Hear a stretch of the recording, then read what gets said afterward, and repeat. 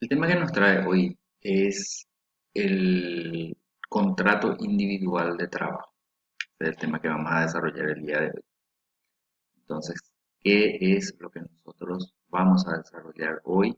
Es este tema del contrato individual que viene a ser un convenio. Es un convenio que se da entre dos personas en donde ellos llegan a un acuerdo y este acuerdo está basado en la voluntad de esas personas que están llegando al contrato. ¿Cuáles son esos elementos conceptuales del contrato individual? Primeramente nosotros tenemos los sujetos, que vienen a ser por una parte el obrero y por otra parte el empleador. Después tenemos el objeto que es efectuar un trabajo, efectuar una acción tendiente a desarrollar un objetivo, llegar a un objetivo que es el trabajo. En tercer lugar tenemos la relación de dependencia, que es lo más importante que nosotros, como elemento más importante que tenemos en este momento, que es la de obedecer una orden. Nosotros no vamos a ver otros tipos de contratos de trabajo, como por ejemplo en donde se pagan honorarios. Ese no es lo que nosotros estudiamos ahora. Nosotros estamos viendo ese contrato en el que existe un empleador que imparte órdenes para que sean ejecutadas y la otra parte las cumpla. Entonces, es la relación de dependencia, eso es muy importante. Y todo esto anterior, ¿verdad? Está sujeto a esta cuestión que nosotros llamamos de remuneración o salario, que es la retribución que se le da a una de las partes por efectuar el trabajo. Da el trabajo y por otro lado se recibe una remuneración. ¿Cuáles son las características del contrato individual? Es consensual, o sea, existe un consentimiento mutuo, es bilateral, se obligan recíprocamente ambas partes, es a título oneroso, o sea, no es gratuito, nadie se hace un favor, es conmutativo, o sea, las prestaciones son mutuas, una parte da el trabajo, otra parte da una remuneración, y su característica que es no solemne ni formal en la mayoría de los casos, con excepción de los especiales, de los contratos especiales, que sí requiere un formato, o sea que una formalidad que debe ser escrita. Bueno, ¿dónde encontramos la fuente del contrato de trabajo? Nosotros encontramos en la voluntad de las partes, en los acuerdos conciliatorios y en los laudos, y también encontramos en la parte, vamos a decir, judicial, en las disposiciones legales y reglamentarias de las propias empresas cuando hablamos de reglamentos, ¿verdad? Estos contratos tienen su clasificación.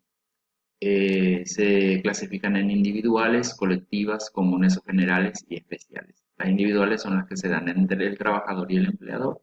Los colectivos siempre se enmarcan dentro de una colectividad, o sea que firman varias personas. Las comunes o generales, vamos a decir que están regladas por las individuales y las colectivas que anteriormente yo cité. Y también están las especiales, que son las de aprendizaje, que son las que firman los menores de edad, las mujeres porque tienen así estados de embarazo, amamantan, perdón. Entonces, por eso está dentro de este régimen especial los trabajos que se realizan a domicilio, los trabajos domésticos, el rural y las personas que se dedican al transporte automóvil. Bueno, después tenemos los requisitos esenciales del contrato de trabajo. ¿Cuáles son esos requisitos esenciales que no pueden faltar? Tenemos el consentimiento válido, tenemos la capacidad jurídica de los contratantes, ¿verdad? Que también es importante, tenemos el objeto y tenemos la causalicidad. Vamos a hablar de cada uno de ellos. Bueno, el consentimiento es muy importante porque, vamos a decir, se enmarca dentro de lo que llamamos voluntad. Ambos tienen que querer. Debe ser libre y tiene que ser espontáneo. Porque si no es libre y no es espontáneo, nosotros caemos en los vicios del contrato. Por ejemplo, que puede ser por error, que es una falsa noción que tenemos de una cosa. Entonces, por ejemplo, Juan es contratado como jardinero, pero su empleador lo ocupa como capataz. Entonces, ahí hubo un error. El dolo es una maniobra, es una disimulación, es un artificio, es un engaño voluntario. Yo tengo la voluntad de engañarle a esta persona para que haga un trabajo. Entonces, se maquina una maniobra en el cual una sola parte sale beneficiada. El maquinador es el que sale beneficiado y perjudica a la otra parte. Entonces, por ejemplo, la promesa de participación en las ganancias. Yo falsifico los registros contables para pagarle menos al empleado. O también puede ocurrir lo contrario. Puede ser que el empleado haya entrado a una empresa para copiar una patente o para robar una invención o lo que sea. Entonces, se da de ambos lados, no solamente de parte del empleado. Y también existe la violencia. En la violencia existe coerción, que ya puede ser física o moral, y donde también existe una amenaza. Entonces, por ejemplo, la denuncia del empleador que sean tendientes a la pérdida de la libertad de su empleado es un ejemplo. También hablamos de la relación laboral, que es el hecho de que una persona trabaje para otra. Y tenemos el contrato presuncional del trabajo, que es el consentimiento tácito o lo que dicta la costumbre también en el lugar donde uno trabaja. Entonces, a falta de un contrato escrito, se presume la existencia de la relación laboral. Igual siempre se va a presumir esa relación laboral. Claro que se prueba, pero ya se presume esa existencia. Y es justamente por eso que el derecho laboral es tuitivo, tutela los derechos del trabajo. El segundo es la capacidad jurídica, que es un atributo esencial de la persona. Es la aptitud, es la capacidad que tiene de hacer, de contratar, de no hacer. El objeto, el objeto que es la prestación consciente y voluntaria de la actividad humana en forma dependiente retribuida para la producción de bienes y servicios. Pues tenemos la causa lícita, que es el elemento esencial, o sea que todo lo que se va a hacer en el trabajo debe estar dentro del marco de la ley, no puede estar fuera. O sea que si uno es, por ejemplo, trafica drogas, lleva de un lugar a otro, eso no se considera trabajo. Esto, por más que trabaje para otra persona, no es trabajo. No se considera, fue penado por la ley. Las modalidades del contrato de trabajo. Entonces, hay varias modalidades que nosotros vamos a ver ahora, por ejemplo, acá, por la forma de la celebración, que puede ser expreso, el expreso puede ser verbal, puede ser escrito. Los verbales son los trabajos accidentales, los temporales de obra determinada, y los escritos son los que tienen a partir de salario mínimo, ¿verdad? Los contratos colectivos y especiales sí o sí se tienen que hacer por escrito. Eso está en la. Bueno, también están los tácitos, en donde existe la presunción, y esta presunción es la relación.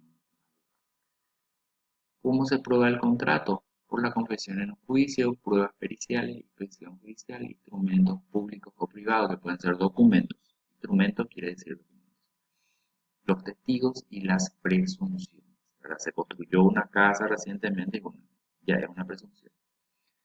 La duración, ¿verdad? Que puede ser de plazo determinado, indefinido o por obra o servicio determinado. El determinado se fija luego un plazo, por ejemplo, 6 meses, un año, 2 años. Por tiempo indefinido es el más común de todos los tipos de contrato. Ese es el más común, ¿no? Entra a trabajar, cumple su periodo de prueba y está uno en su trabajo hasta cuando uno de los dos contratantes decide. Y por obra o servicio determinado, una casa, un edificio, un alcantarillado, el empedrado de una calle, por obra determinada. Por los sujetos de la relación están los individuales de equipos y los contratos colectivos, donde hay muchas personas. Por la forma de pagarse puede ser por la unidad de tiempo, que puede ser jornal o sueldo. El jornal es cuando se te paga por día, el sueldo es cuando se te paga por mes. La comisión, o sea que las comisiones generalmente tienen los vendedores. A destajo en donde es por unidad de obra, o sea que se te pide construir ladrillos, o se te pide construir un mueble, hacer un mueble. Entonces, por esa unidad se te paga. Con participación en las utilidades del empleador, en donde cada fin de mes se ve el balance general y el empleado participa en las utilidades. Según el horario, puede ser diurno, nocturno, mixto, puede ser continuo, intermitente o discontinuo. O sea que trabaja 2 meses, descansa un mes, trabaja 2 meses, descansa 2 meses. Y por temporada, que es la zafra, que es lo que se da más en el campo, o sea, periodos de cosecha. Por la estabilidad del trabajador, que pueden ser contrato permanente, eventual, accidental, de temporada y a prueba. En orden de la salud o la seguridad del trabajador pueden ser salubres, insalubres, peligrosos, inofensivos, de condiciones penosas. Por ejemplo, la salubre, por ejemplo, existe toda una ley luego con relación a esto. Las insalubres, por ejemplo, las que realizan los recolectores de basura. Por las normas a ser aplicadas está el contrato de trabajo común, están los contratos especiales. El común es, bueno, yo soy secretario, me voy, me contratan y hago trabajo de secretario. Soy ordenanza, me contratan para hacer ordenanza, trabajo 8 horas o 7 horas, ¿verdad? Esas son las comunes. Contratos especiales son las de aprendizaje, ¿verdad? Las que se van generalmente con menores o con personas jóvenes para aprender un oficio. Están los menores que hacen sus pasantías, están las mujeres que, como les dije anteriormente, porque tienen una condición especial de embarazarse y cosas así. Entonces tienen su tiempo para tener su hijo y también tienen tiempo para dar de mamar. Entonces todo eso está legislado. Lo que se realiza a domicilio, los trabajadores domésticos, porque ya saben que hoy día los trabajadores domésticos ya gozan de salario mínimo, entonces tienen también un apartado especial. Los rurales y los de transporte, como ya hemos. Los gastos del contrato corren completamente y siempre a cuenta del empleado, en los dos casos, ya sean dentro del territorio nacional como ya sean en el extranjero. En el extranjero, claro, hace la salvedad de la alimentación, el transporte y los gastos de inmigración del trabajador, de los familiares. Corren completamente a cuenta del empleado. En ambos casos, esos gastos ya no correrán a cargo del empleador en el caso de que en caso de que el empleador decida terminar el contrato. Los periodos de prueba. Los periodos de prueba en la etapa inicial, ¿cuál es su objeto? Por parte del empleador es apreciar la capacidad del trabajador. Y por parte del empleado, su objeto es verificar la conveniencia de las condiciones laborales. Si le conviene trabajar ahí, el salario, hace vamos a decir, analiza, ¿verdad? Si el trabajo y el salario corresponden, cosas así. La duración es de 30 días para servicios domésticos y trabajadores no calificados. 60 días es para los trabajadores calificados o aprendices. Y es a convenir cuando los trabajos sean altamente especializados, que pueden llegar a ser 90 días, 120 días, 6 meses y cosas así.